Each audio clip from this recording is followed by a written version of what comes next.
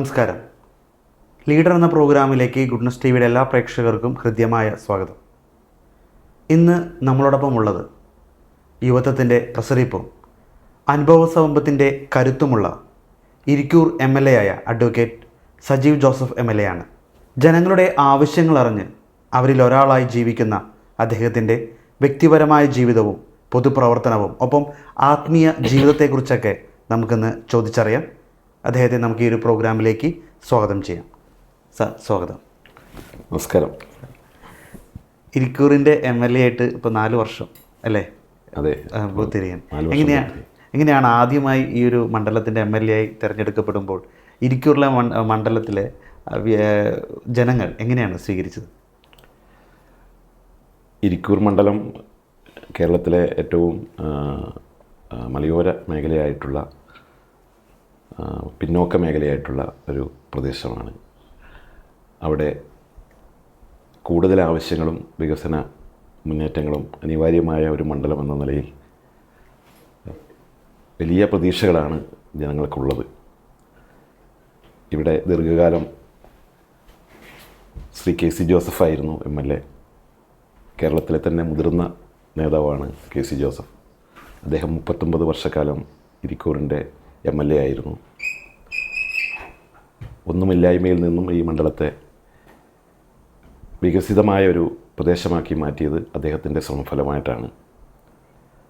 അദ്ദേഹം തുടങ്ങി വെച്ചത് പൂർത്തിയാക്കാനും കാലഘട്ടത്തിനനുസൃതമായ പുതിയ വികസന കാഴ്ചപ്പാടുകൾ മുന്നോട്ട് വെച്ച് യുവാക്കൾക്കും വിദ്യാർത്ഥികൾക്കും വരും തലമുറയ്ക്ക് വേണ്ടിയുള്ള അവരുടെ പ്രതീക്ഷകൾക്കൊപ്പം ഉയരുക എന്നുള്ളത് ഒരു പുതിയ ജനപ്രതിനിധിയുടെ ഉത്തരവാദിത്തമാണ് എന്ന് മനസ്സിലാക്കിക്കൊണ്ടാണ് പ്രവർത്തനം ആരംഭിക്കുന്നത്. കോൺഗ്രസ് ഇവിടെ മത്സരിക്കാനൊരു അവസരം തരികയും അവരുടെ ആഗ്രഹത്തിനനുസരിച്ച് പ്രവർത്തിക്കാൻ കഴിവിൻ്റെ പരമാവധി പരിശ്രമിക്കുകയും ചെയ്തിട്ടുണ്ട്. 4 വർഷം പൂർത്തിയാവുകയാണ്. പ്രതിപക്ഷ MLA എന്ന നിലയിൽ പരിമിതികളുണ്ട്. എന്നിരുന്നാലും സർക്കാരിൻ്റെ സഹായങ്ങൾക്ക് അപ്പുറം ജനകീയമായും തദ്ദേശീയമായും ജനങ്ങളുടെ സഹകരണത്തോടെ കുറേ പ്രവർത്തന പരിപാടികൾ സംഘടിപ്പിച്ച് മുന്നോട്ട് പോകാനും KC ജോസഫ് തുടങ്ങിയ വികസന പ്രവർത്തനങ്ങൾ പൂർത്തീകരിക്കാനുള്ള ശ്രമങ്ങളും ഊർജിതപ്പെടുത്തിക്കൊണ്ട് മുന്നോട്ട് പോകാൻ സാധിച്ചു എന്നുള്ളതാണ് വിശ്വാസം. എന്നിരുന്നാലും ഏറെ ആവശ്യങ്ങൾ ഇനിയും ബാക്കിയുണ്ട്. അവയൊക്കെ പൂർത്തീകരിക്കാനുള്ള ശക്തമായ പ്രവർത്തനങ്ങളാണ് നാട്ടുകാരുടെ സഹകരണത്തോടെ നടത്തി വരുന്നത്. ജനങ്ങളുടെ ഒരു സ്നേഹം, അതായത് പുതിയ 39 വർഷത്തോളം ശ്രീ KC ജോസഫ് MLA ആയിരുന്നു. അതിനുശേഷം താങ്കൾ വരുന്നത്. അപ്പോൾ നാട്ടുകാരുടെ ഒരു സ്നേഹം എങ്ങനെയായിരുന്നു? പുതിയ ഒരു ജനപ്രതിനിധി സ്വാഭാവികമായിട്ടും പ്രതീക്ഷയോടെയാണ്. അവർക്ക് കൂടുതൽ ഒരു താല്പര്യം സ്വാഭാവികമായിട്ടുണ്ടാകും. ആ നിലയിൽ എല്ലാവരും ഒരു താല്പര്യപൂർവ്വമാണ് അതിനെ കണ്ടതും സ്വീകരിച്ചതും. പുതിയ ഒരു MLA എന്ന നിലയിലുള്ള അവരുടെ പ്രതീക്ഷകൾക്കനുസരിച്ച് ഉയരാൻ വേണ്ടി പരമാവധി ശ്രമിച്ചിട്ടുണ്ട്. കൂടുതൽ സമയം മണ്ഡലത്തിൽ നിന്ന് അവരോടൊപ്പം നിൽക്കാൻ സാധിക്കുമ്പോൾ അവരുടെ സന്തോഷം വളരെ വലുതാണ്. തെരഞ്ഞെടുപ്പ് ഘട്ടത്തിലാണ് രാഷ്ട്രീയപരമായ മത്സരങ്ങളുള്ളത്. പക്ഷേ തെരഞ്ഞെടുപ്പ് കഴിയുമ്പോൾ രാഷ്ട്രീയത്തിനതീതമായി ജാതിമത ചിന്തകൾക്കതീതമായി എല്ലാവരും സ്നേഹവും സഹകരണവും പിന്തുണയും പ്രോത്സാഹനവും നൽകുന്നു എന്നുള്ളത് എന്നെ സംബന്ധിച്ച് കൂടുതൽ പ്രവർത്തിക്കാൻ എനിക്കും ഒരു പ്രചോദനമായിട്ടുണ്ട്. നല്ലൊരു പിന്തുണയാണ് ആ രംഗത്ത് കക്ഷി രാഷ്ട്രീയത്തിനതീതമായിട്ട് ലഭിച്ചു വരുന്നത്. അത് പരമാവധി പ്രയോജനപ്പെടുത്താനും ഞാൻ പരമാവധി ശ്രമിക്കുന്നുണ്ട്. എല്ലാവരെയും ഒരു കുടക്കീഴിൽ അണിനിരത്തിക്കൊണ്ട് വികസനത്തിന് രാഷ്ട്രീയമില്ല എന്ന ഒരു ചിന്ത വളർത്തിയെടുക്കാൻ പരമാവധി സാധിച്ചിട്ടുണ്ട്. പ്രത്യേകിച്ച് യുവതലമുറയ്ക്ക് വേണ്ടിയുള്ള കൂടുതൽ പദ്ധതികളാണ് വിഭാവനം ചെയ്ത് മുന്നോട്ട് പോകുന്നത്. KSUവിൽ നിന്നാണ് ഈ ഒരു രാഷ്ട്രീയ കരിയർ ആരംഭിക്കുന്നത്. അവിടെ നിന്ന് അല്ലേ? അവിടെ നിന്ന് ഇപ്പോൾ MLA ആയിട്ട് നിൽക്കുമ്പോഴുള്ള രാഷ്ട്രീയ ജീവിതത്തിലെ പ്രധാന വഴിത്തിരിവുകളൊക്കെ ഒന്ന് പങ്കുവയ്ക്കാമോ? ഞാൻ പയ്യന്നൂർ സ്കൂളിലാണ് ഹൈസ്കൂൾ പഠിച്ചത്. അവിടെ 8ാം ക്ലാസ് മുതൽ KSUവിൻ്റെ ഒരു പ്രവർത്തകനായിരുന്നു. അവിടെ സ്കൂളിൽ ക്ലാസ് ലീഡറായിട്ട് മത്സരിച്ചിട്ടുണ്ട്. പിന്നീട് നിർമ്മലഗിരി കോളേജിലാണ് പ്രീ ഡിഗ്രി പഠിച്ചത്.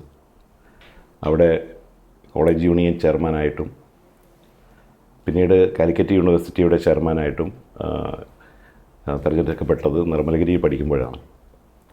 അപ്പോൾ ഏറ്റവും പ്രധാനപ്പെട്ട നിർണായക കാലഘട്ടമെന്ന് ഏതെന്ന് ചോദിച്ചാൽ നിർമ്മലഗിരി കോളേജിലെ പഠനമായിരുന്നു.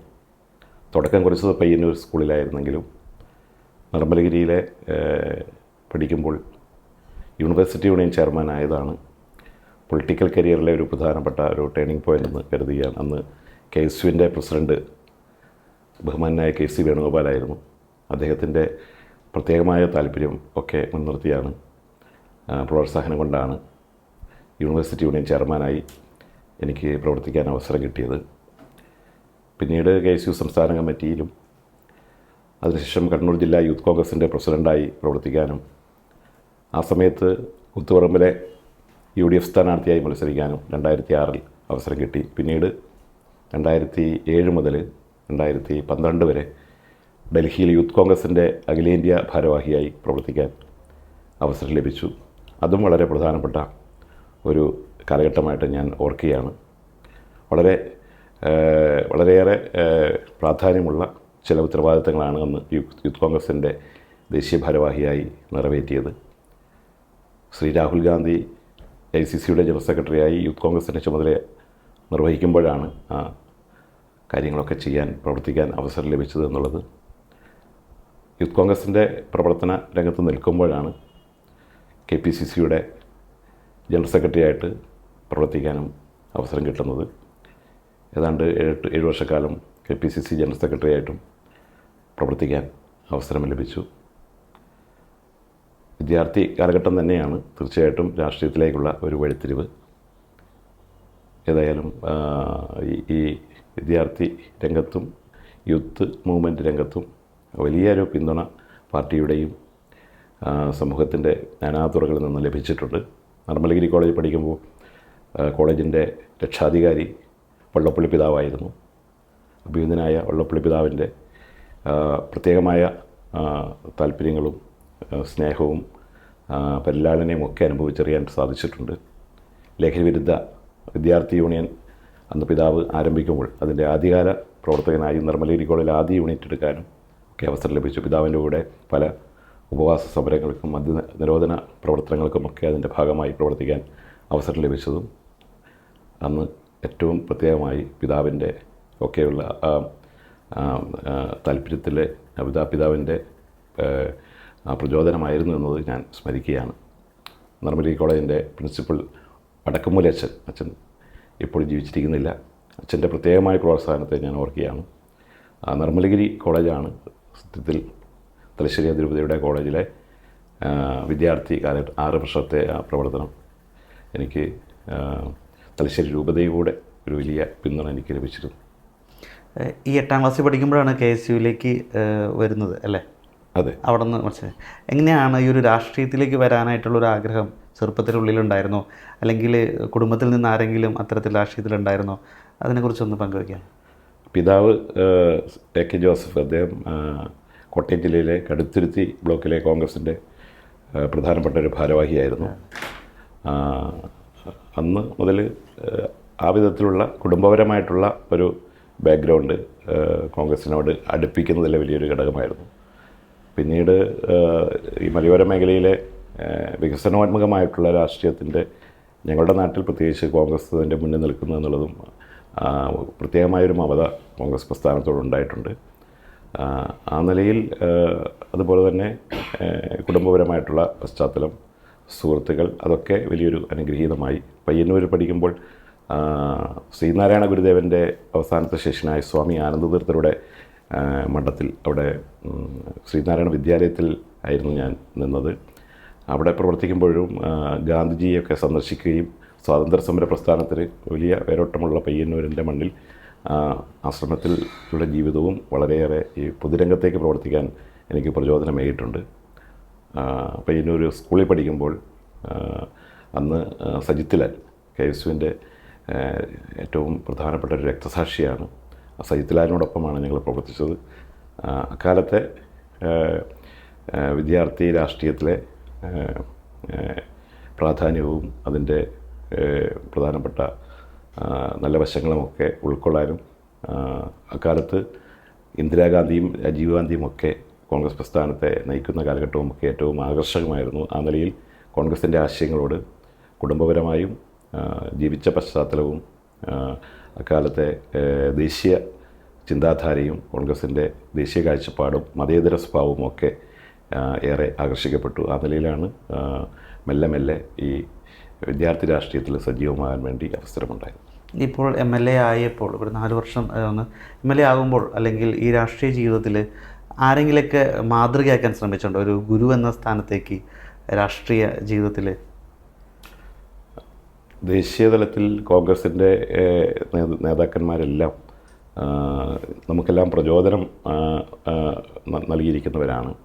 ആ നിലയിൽ പ്രത്യേകമായ വ്യക്തികളെ ഞാൻ വലിയൊരു നേതൃനിര, ദേശീയ തലത്തിലെ നേതൃനിര, രാജീവ് ഗാന്ധി, ഇന്ദിരാഗാന്ധി തുടങ്ങിയവരും, കേരളത്തിൽ ഏറ്റവും ജനകീയ നേതാക്കന്മാരായ AK ആന്റണി, ഉമ്മൻചാണ്ടി, വയലാർ രവി, രമേശ് ചെന്നിത്തല, KC വേണുഗോപാൽ തുടങ്ങിയിട്ടുള്ള അക്കാലത്തെ VM സുധീരൻ ഉൾപ്പെടെയുള്ള നേതാക്കന്മാരെല്ലാം ഒരു എല്ലാവർക്കും ഇഷ്ടപ്പെടുന്ന ജനകീയതയുള്ള നേതാക്കന്മാരെന്ന നിലയിലും വളരെയേറെ ഊർജ്ജസ്വലരായ നേതാക്കന്മാരും എന്ന നിലയിലൊക്കെ മനസ്സിൽ സ്ഥാനം പിടിച്ചിട്ടുണ്ട്. ശ്രീ KC വേണുഗോപാൽ KSU പ്രസിഡൻ്റായിരുന്നപ്പോഴാണ് എനിക്ക് പ്രവർത്തിക്കാൻ കൂടുതൽ എനിക്ക് അവസരം കിട്ടിയതും കോളേജിലെ KSUക്കാരനെന്ന നിലയിലുള്ള കൂടുതൽ അവസരങ്ങൾ കിട്ടിയതും. ആ നിലയിൽ അദ്ദേഹത്തിൻ്റെ വലിയൊരു പിന്തുണയും പ്രോത്സാഹനവും എനിക്കുണ്ടായിരുന്നു. അപ്പം ഈ ഒരു മണ്ഡലത്തിലേക്ക് നമ്മൾ വരികയാണെങ്കിൽ ഇപ്പോൾ 39 വർഷത്തോളം KC ജോസഫ് സാർ ഉണ്ടായിരുന്നു.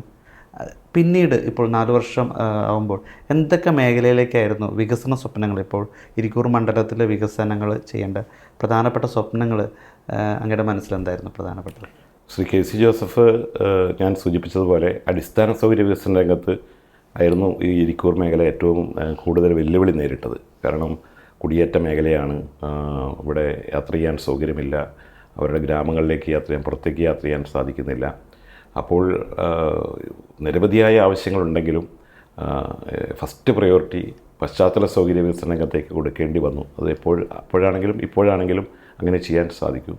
ആ നിലയിൽ ആദ്യ പ്രയോറിറ്റി അദ്ദേഹത്തെ സംബന്ധിച്ച് ആ ഘട്ടത്തിൽ അതായിരുന്നു. അത് ഏറെ മുന്നോട്ട് പോയി. റോഡുകൾ വന്നു, പാലങ്ങൾ വന്നു, നമ്മുടെ സ്കൂളുകളും അതുപോലെ ആശുപത്രിയും ഒക്കെ ഇവിടെ വന്നു. അപ്പം ഒന്നുമില്ലായ്മയിൽ നിന്നും ആദ്യഘട്ടത്തിലെ പ്രാധാന്യം എന്ന് പറയുന്നത്, പ്രയോറിറ്റി എന്ന് പറയുന്നത് അടിസ്ഥാന സൗകര്യ വികസനമായിരുന്നു. ആ രംഗത്ത് ഏറെ മുന്നോട്ട് പോകാൻ 39 വർഷക്കാലം KCയിലൂടെ നമുക്ക് സാധിച്ചു. പക്ഷേ ഇനിയും കുറേ കാര്യങ്ങൾ ആ പശ്ചാത്തല സൗകര്യ രംഗത്ത് ആവശ്യമാണ്, ആവശ്യങ്ങൾ കൂടി വരികയാണ്. ആ നിലയിൽ അത് തുടരുകയും അത് പൂർണ്ണതയിലെത്തിക്കുകയും ചെയ്യുക എന്നുള്ളത് ആണ് ഒന്ന്.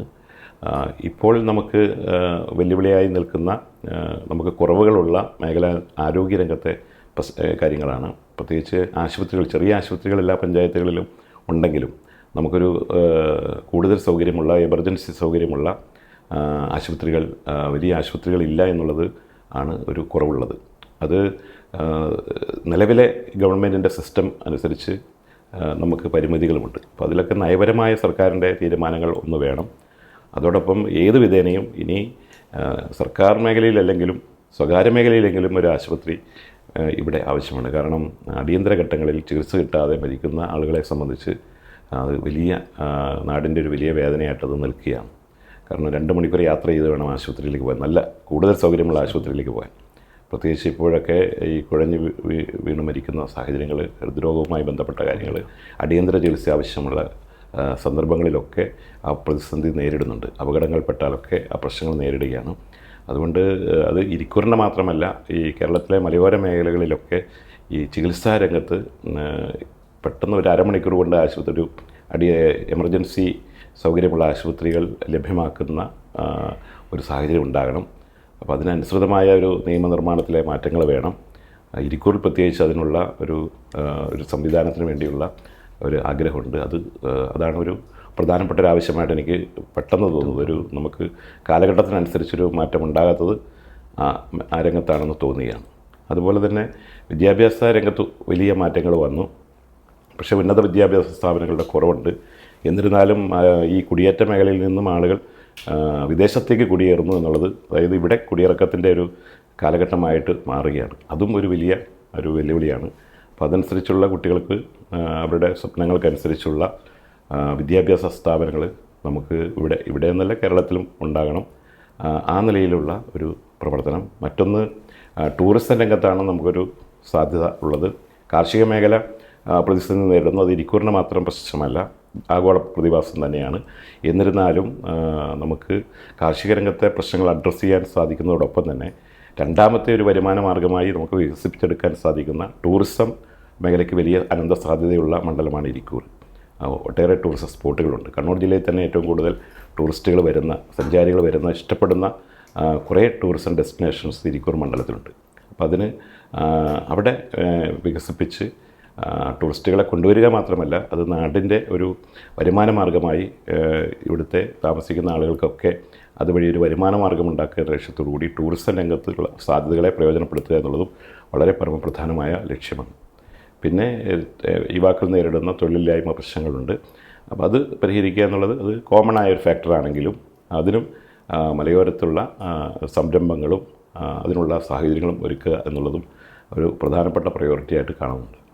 നേരത്തെ സാറ് പറഞ്ഞ ഒരു കുടിയിറക്കത്തിൻ്റെ ഒരു കാര്യം, കുടിയേറ്റ മേഖലയിൽ നിന്ന് വിദേശ രാജ്യങ്ങളിലേക്ക്, അതൊരു പക്ഷേ ഇന്ന് വിദ്യാഭ്യാസം മാത്രമല്ല, ഒരു പക്ഷേ നല്ല വിദ്യാഭ്യാസം ലഭിച്ചാലും അവർക്ക് അർഹമായ ജോലി അല്ലെങ്കിൽ അതനുസരിച്ച് കിട്ടുന്ന ശമ്പളങ്ങളൊന്നും നമ്മുടെ കേരളത്തിൽ ഇന്നത്തെ മേഖലയിൽ കിട്ടുന്നില്ല യുവജനങ്ങൾക്ക്. അതുകൊണ്ട് കൂടുതൽ സാലറിയും കാര്യങ്ങളൊക്കെ നോക്കി തന്നെയാണല്ലോ ഇവർ പോകുന്നത്. അപ്പോൾ അത്തരത്തിലൊരു സൗകര്യമൊരുക്കാൻ ഇവിടെ സാധിക്കുന്നില്ല എന്നുള്ളൊരു ആക്ഷേപമുണ്ടല്ലോ കേരളത്തിൽ. നേരത്തെ വിദേശത്തേക്ക് ആളുകളെ റിക്രൂട്ട് ചെയ്ത് അയക്കാൻ വേണ്ടി വളരെ ബോധപൂർവമായിട്ടുള്ള പ്രവർത്തനങ്ങൾ സർക്കാരിൻ്റെ ഭാഗത്തു നിന്നും സഭയുടെ ഭാഗത്തു നിന്നും ജനകീയമായും ഒക്കെ നടത്തി വന്നിരുന്നു.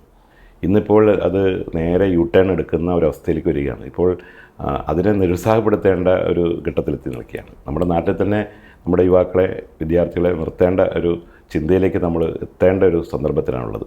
അപ്പോൾ അതിന് വലിയ ഒരു എഫേർട്സ് എല്ലാ രംഗത്തും ഉണ്ടാകണം. സർക്കാരിൻ്റെ മാത്രമല്ല, സഭാപരമായും അതുപോലെ തന്നെ എല്ലാ ജനവിഭാഗങ്ങളും സാമൂഹ്യ ഘടകങ്ങളും അതുപോലെ തന്നെ ജനകീയമായും വിദ്യാഭ്യാസ രംഗത്തെ നമ്മുടെ പ്രവർത്തനങ്ങളിലുമൊക്കെ അതിൻ്റെ പ്രാധാന്യത്തെക്കുറിച്ച് നമ്മൾ മനസ്സിലാക്കേണ്ടതായിട്ടുണ്ട്. അത് തൊഴിൽപരമായി മാത്രമല്ല, നമ്മുടെ വികസനപരമായി മാത്രമല്ല, നമ്മുടെ സംസ്കാരവും സംസ്കൃതിയും ഒക്കെ നിലനിർത്തുന്ന രംഗത്ത് അത് അനിവാര്യമായി തോന്നുകയാണ്. കാരണം നമ്മുടെ യുവാക്കളും വിദ്യാർത്ഥികളും ഒക്കെ ഇതുപോലെ വിദേശ രാജ്യങ്ങളിലേക്ക് പോയാൽ ഇത് നമ്മുടെ നാടിൻ്റെ ചൈതന്യമില്ലാതാകും, നാടിൻ്റെ സംസ്കാരം തന്നെ ചോദ്യം ചെയ്യപ്പെടുന്ന ഒരു സാഹചര്യത്തിലേക്ക് പോകും. നാട്ടിൽ യുവാക്കളും വിദ്യാർത്ഥികളും തീരെ ഇല്ലാതാകുന്ന സാഹചര്യം ഒഴിവാക്കാൻ കർമ്മനിരതമായ ഒരു പ്രവർത്തനം, അതിനുള്ള കൂടിയാലോചനകളും അതിനുള്ള ചർച്ചയും അതിനുള്ള പരിഹാര മാർഗ്ഗങ്ങളും കണ്ടെത്തേണ്ടതാണ്. ഒറ്റവാക്കിൽ അതിന് ഉത്തരമില്ല എന്നുള്ളതൊരു യാഥാർത്ഥ്യമാണ്.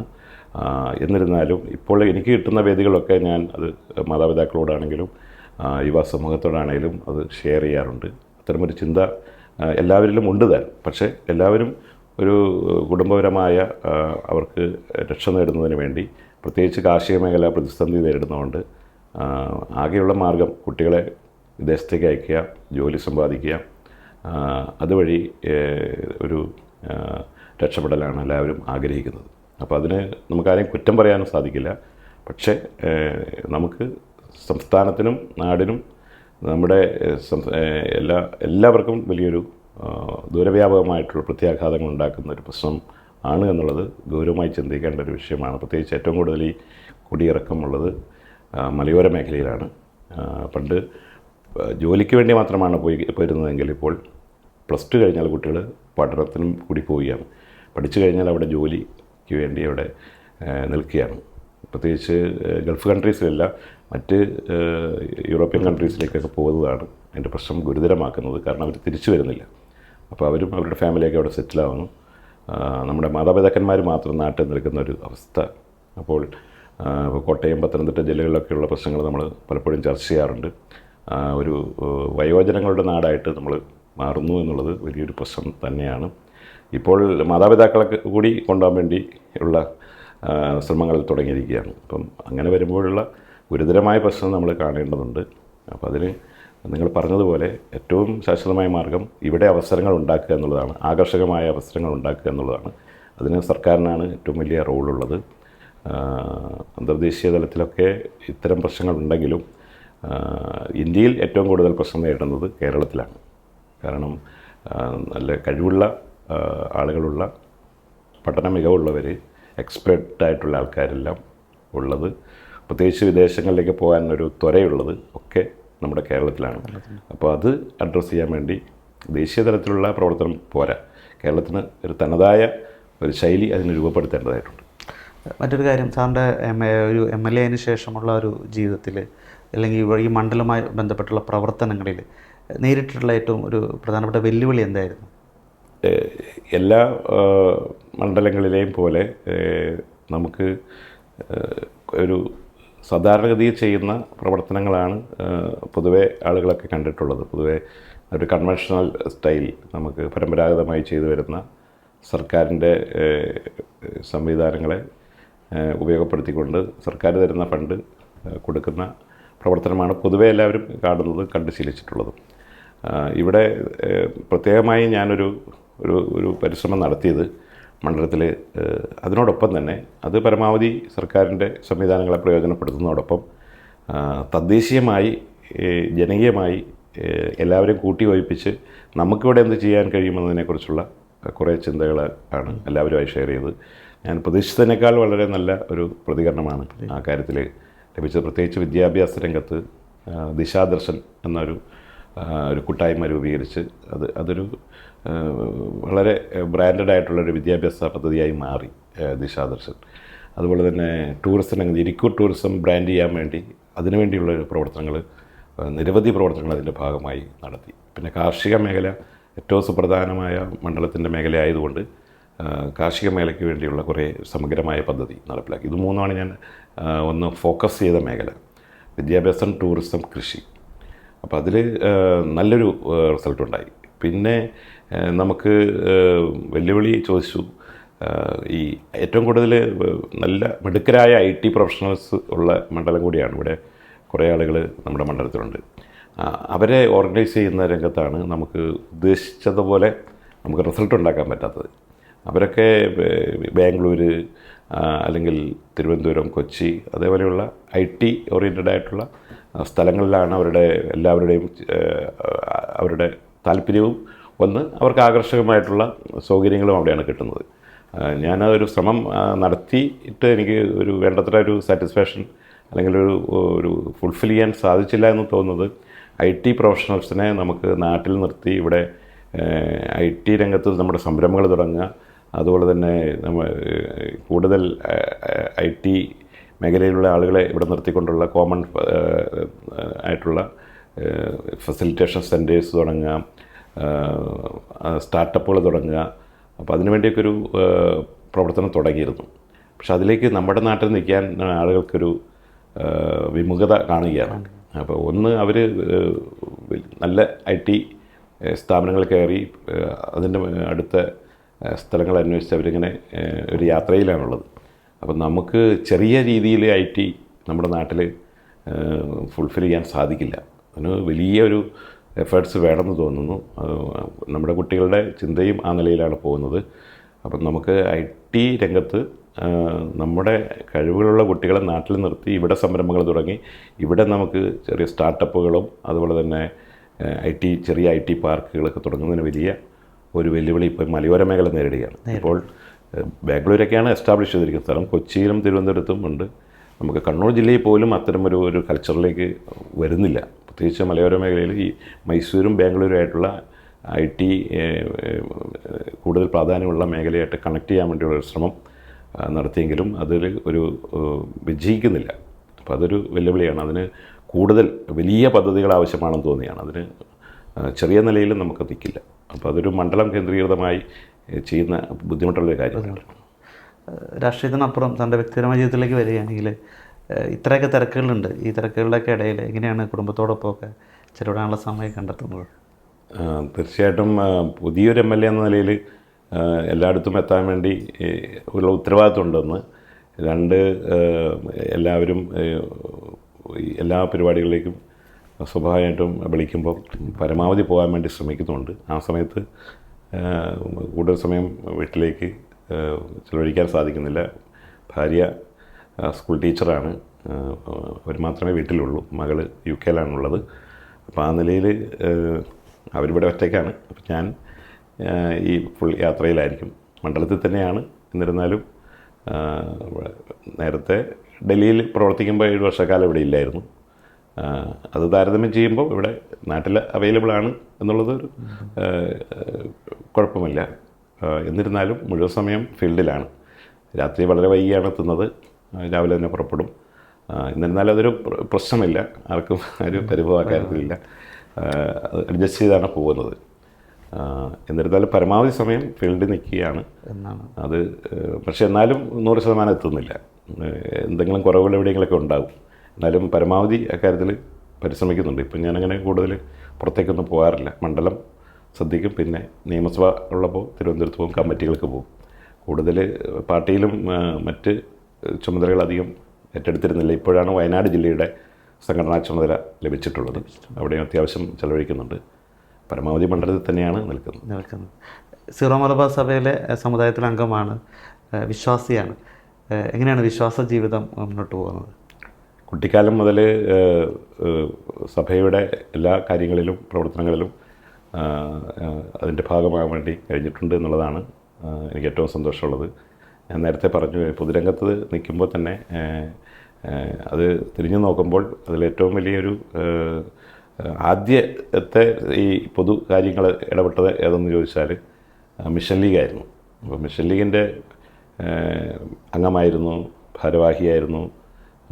മിഷൻ ലീഗിൻ്റെ ഭാഗമായിട്ടുള്ള എല്ലാ പ്രവർത്തനങ്ങളും, വീട് കയറി ഇറങ്ങിയുള്ള ആ പ്രവർത്തനമാണ് സത്യത്തിൽ ഇപ്പോഴും എൻ്റെ മനസ്സിൽ നിൽക്കുന്നത്. നമ്മുടെ മിഷൻ ലീഗിൻ്റെ പിരിവിന് വേണ്ടിയിട്ടൊക്കെ പോകുമ്പോൾ വീടുകളിൽ നിന്ന് കിട്ടുന്ന സ്നേഹവും അവിടെ നിന്ന് കിട്ടുന്ന ഈ നേർച്ചയായി കിട്ടുന്ന സാധനങ്ങളും മാത്രമല്ല, അവിടെ വീടുകളിൽ നിന്ന് കിട്ടുന്ന സ്നേഹവും കൂട്ടായ്മയും ഒരുമിച്ചുള്ള യാത്രയും കുട്ടികളോടൊപ്പമുള്ള ഒന്നിച്ചുള്ള പ്രവർത്തനങ്ങളുമാണ് ഏറ്റവും മനസ്സിൽ നിറഞ്ഞു നിൽക്കുന്ന കാര്യം. മിഷൻ ലീഗിൻ്റെ ഈ പ്രവർത്തനമാണ്. പിന്നീട് KCYM-ലും പ്രവർത്തിച്ചിരുന്നു. KCYM-ഉം ഭാരവാഹിയായിരുന്നു. പിന്നീട് ഈ സ്കൂളിലും കോളേജിലും KSU ഭാരവാഹിയായിട്ട് പ്രവർത്തിക്കുമ്പോൾ ആണ് പിന്നീട് നമുക്കതിനകത്ത് കുറവ് വന്നത്. കോളേജിൽ പഠിക്കുമ്പോൾ ജീസസ് യൂത്തിൻ്റെയും ഭാഗമായിരുന്നു. അപ്പോൾ ആ നിലയിലൊക്കെ സഭാ കാര്യങ്ങളിൽ ചെറുപ്പം മുതലേ തന്നെ ഇടപെടാനും ബന്ധപ്പെടാനും സാധിച്ചു. ഞങ്ങൾ തേർമല ഇടവകയായിരുന്നു ആദ്യം. തലശ്ശേരി രൂപതയുടെ തേർമല ഇടവകയിലായിരുന്നു. പിന്നീട് മുണ്ടാനൊരു ഇടവകയായിട്ട് അവിടെ പുതിയ പള്ളി അവിടെ സ്ഥാപിച്ചു. അപ്പോൾ അതിൽ പുതിയ പള്ളി ഉണ്ടാക്കുന്ന രംഗത്തും എല്ലാ ഇടവക സമൂഹത്തോടൊപ്പം നിൽക്കാനും അതിൻ്റെ കാര്യങ്ങളിലൊക്കെ ഇടപെടാനും സാധിച്ചു. പിന്നീട് കൂടുതൽ രാഷ്ട്രീയ ചുമതല ഏറ്റെടുത്തപ്പോഴാണ് അത്തരം കാര്യങ്ങളിൽ നമുക്ക് സമയക്കുറവ് കൊണ്ട് ഇടപെടാൻ പറ്റാതെ വന്നത്. എന്നിരുന്നാലും എല്ലാവരുടെയും ഒരു പ്രോത്സാഹനം, ആദ്യം കിട്ടിയ ഒരു പ്രോത്സാഹനം പള്ളിയിൽ നിന്നായിരുന്നു. നമ്മുടെ അച്ഛന്മാരും പ്രത്യേകിച്ച് അക്കാലത്ത് കോളേജിൽ പഠിക്കുമ്പോൾ വള്ളപ്പള്ളി പിതാവും പിന്നീട് അതിനുശേഷം വലിയമറ്റം പിതാവും, ഞങ്ങളുടെ വിവാഹം അനുഗ്രഹിച്ചത് വലിയമറ്റം പിതാവാണ്. പിന്നീട് വന്ന ഞർലക്കാട്ട് പിതാവും ഏറ്റവും അവസാനം പമ്പ്ളാനി പിതാവും ഒക്കെ ഏറ്റവും നല്ല ഒരു പ്രോത്സാഹനവും ഏറ്റവും വലിയൊരു പിന്തുണയും നൽകി. അവരുടെയൊക്കെ പ്രത്യേകമായ ഒരു കരുതൽ എല്ലാവരോടും, ഓരോ മേഖലയിലും പ്രവർത്തിക്കുന്നവരോട് പിതാക്കന്മാരത് കാണിക്കാറുണ്ട്. ആ നിലയിലൊക്കെ അവരെ എപ്പോഴും ഒരു നൽകിയിട്ടുള്ള അകമഴിഞ്ഞ ആ ഒരു സപ്പോർട്ട്, ഏത് മേഖലയിലാണോ ഓരോ സംരംഭകരാകട്ടെ ഞാൻ കാണുന്നത് ഇവരൊക്കെ വലിയ സപ്പോർട്ട് കൊടുക്കുന്നുണ്ട്. പൊതുരംഗത്ത് നിൽക്കുന്നവരാകട്ടെ മറ്റ് ഏത് മേഖലയിലുമായി നിൽക്കുന്നവരാകട്ടെ അവർക്ക് സഭ നൽകുന്നൊരു സപ്പോർട്ടും അതുതന്നെ അപ്പോൾ ഒരു സ്വാതന്ത്ര്യവും കൊടുക്കുന്നു എന്നുള്ളതാണ്. അത് രാഷ്ട്രീയമോ കക്ഷി രാഷ്ട്രീയമൊന്നുമല്ല. എല്ലാ രംഗത്തും എല്ലാവരും വരണം. അവരൊക്കെ സഭയ്ക്കും രാജ്യത്തിനും കൂടി ഒരു മുതൽക്കൂട്ടാകണമെന്നുള്ള ചിന്തയാണ് അവർക്കൊക്കെ പിതാക്കന്മാർക്കുള്ളത്. ആ നിലയിലുള്ള പ്രോത്സാഹനം ദേശീയധാരയിലേക്ക്, പ്രത്യേകിച്ചൊരു ദേശീയ പാർട്ടിയും സ്വാതന്ത്ര്യ സമരത്തിന് നേതൃത്വം കൊടുത്ത പാർട്ടി എന്ന നിലയിലൊക്കെ കോൺഗ്രസ്സിന് ഇവിടെ എപ്പോഴും ഒരു മമത, പ്രത്യേകിച്ച് നമ്മുടെ ഈ കുടിയേറ്റ മേഖലയിലുണ്ട്. പ്രത്യേകിച്ച് അച്ഛന്മാരൊക്കെ ഈ അത്തരം ദേശീയ പ്രത്യേകമായിട്ട് പുലുകി നിൽക്കാനും മതേതര വിശ്വാസത്തിനൊക്കെ ഒരു ബലം നൽകാനും അതിന് നമുക്കും ഒരു പ്രചോദനം നൽകുന്ന വളരെ സപ്പോർട്ടീവായിട്ട് ഒരു സഭാവിശ്വാസിയായിട്ടിരിക്കുമ്പോൾ തന്നെ നമ്മൾ പുറത്തേക്ക് പോകുമ്പോൾ എല്ലാവരോടും എല്ലാ മതവിഭാഗങ്ങളോടും ബഹുമാനവും സ്നേഹവും ആദരവും കരുതലും ഉണ്ടാകണം. നമ്മളെല്ലാവരെയും ചേർത്ത് പിടിക്കേണ്ടവരാണ് എന്നുള്ള സഭയുടെ ഒരു നിഷ്കർഷത അത് കുട്ടിക്കാലം മുതൽ അതും ഞാൻ നിങ്ങൾ ചോദിച്ചതുപോലെ ഏറ്റവും കൂടുതൽ സ്വാധീനിച്ച ഘടകങ്ങളിൽ വളരെ പ്രധാനപ്പെട്ട കാര്യമാണ്. ദൈവത്തിനുള്ളത് ദൈവത്തിനും സീസറിനുള്ളത് സീസറിനും എന്ന ആ ഒരു ആപ്തവാക്യം തീർച്ചയായിട്ടും അത് നമ്മുടെ സഭാ പിതാക്കന്മാരും നൽകുന്നു എന്നുള്ളതും ആ ഒരു സ്വാതന്ത്ര്യം നൽകുന്നു എന്നുള്ളതും എല്ലാവർക്കും അതൊരു വലിയ സപ്പോർട്ട് നമുക്കും പ്രവർത്തിക്കാനൊരു വലിയൊരു അവസരമാണ്. അപ്പോൾ പരമാവധി കാര്യങ്ങളിൽ സഭയുടെ അത്തരം കാര്യങ്ങളിൽ നിന്നല്ല നമുക്ക് നൽകുന്ന നന്മ അത് തീർച്ചയായിട്ടും ഞങ്ങളെയൊക്കെ വലിയ സ്വാധീനിച്ചിട്ടുണ്ട്.